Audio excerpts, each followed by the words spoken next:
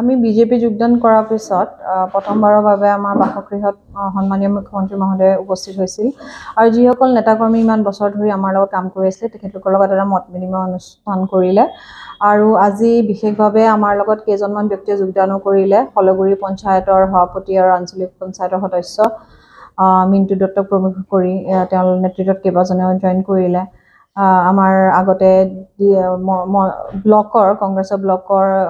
secretary Ratul দত্তই আজি join কৰিলে তেনেধৰণে দিনে দিনে যোগদান কৰি আছে ৰাইজে ভৱিষ্যতৰ দিনত আৰু কংগ্ৰেছ এৰি মানে মানুহখিনিয়ে যোগদান কৰিব আৰু মই দৃঢ় বিশ্বাসী তপন গগৈ ডাঙৰীয়া এবাৰ নিৰ্বাচনত বহু ভোটত আগবাঢ়ি যাব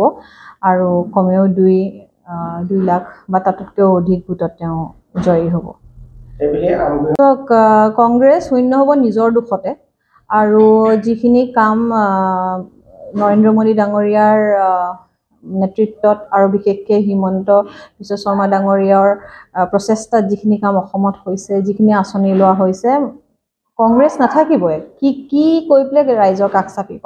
এতিয়া মহিলাসকলে কওক যুৱকসকলে কওক সকলো বিজেপি দলৰ লগত আকৰ্ষিত হৈছে আমিও যেতিয়া বিজেপি যোগদান কৰাৰ সিদ্ধান্ত ল'লোঁ সেই ৰাইজসকলৰ কথা সন্মান জনাই আমি আজি বিজেপি দলত যোগদান কৰিছোঁ তো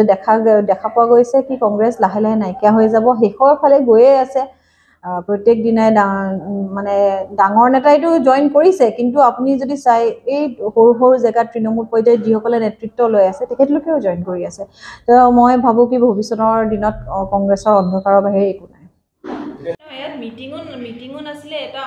মানে ইনফৰ্মেল এটা গেট টুগেডাৰ এটা আছিলে আজি তেনেকুৱা মিটিঙো নাছিলে আৰু আজি আপুনি দেখিছে যে যথেষ্ট মানে যিখিনি নেতৃত্বত থকা মানুহ তেখেতলোকে